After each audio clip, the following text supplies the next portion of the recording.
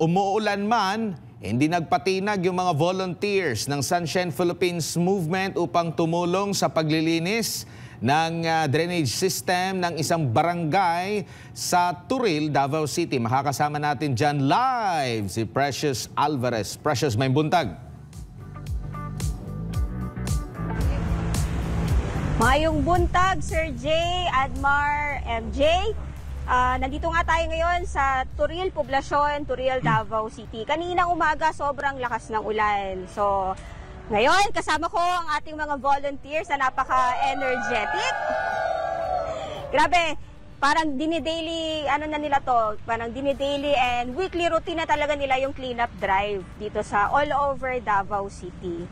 So, kaya nga, bukod sa nakakatulong kasi sila sa kalikasan, nagiging routine na nila ito, yung pag-ehersisyo. Kaya naman, bago pa magsimula ang cleanup drive, meron silang konting warm-up kanina, stretching. At saka, bago pa sila sumabak sa masusing paglilinis dito sa Turil, Poblasyon, Davao City. Maulan, ngunit walang nagpapatinag sa ating mga volunteers.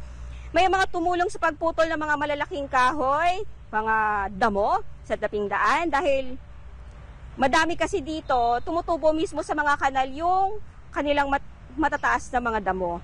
So, maliban sa mga basura, nakakabara rin ang mga damo at kahoy sa mga kanal dito. Siyempre, naka-safety gear ang ating mga volunteers para makaiwas sa sakit. Bawal lumusong sa baba ng mga imburnal ang may mga sugat kasi baka ma-impeksyon. Kasama ngayon sa paglilinis ang constituents ng barangay at iba pang parallel groups. Matatandaan na inihayag ng ating mga opisyalis dito sa Turil, Poblasyon na madalas ang mga basura umano sa drainages nila ay mula sa mga dumadaan sa kanilang kalsada.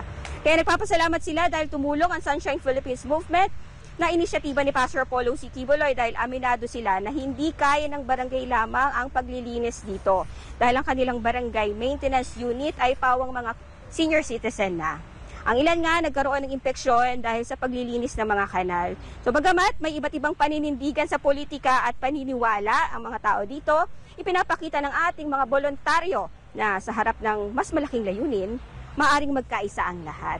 At ngayon, meron tayong tatanungin. Isa sa mga voluntaryo natin, bakit nga ba siya proud na Davaoenyo? Mr. Romulo Huelar, bakit nga ba proud ka po na Davaoenyo ka? Of course, dahil ang Davao ay napakadisiplinado ang mga tao dito. At higit sa lahat, dito sa Davao naggagaling ang ating mga magagaling na mga leaders. Like sa ating former President, Roa Duterte. At ang ating Vice President, Sara Duterte. At higit din sa lahat, ang ating mahal na pastor, Pastor Apollo C. Quiboloy.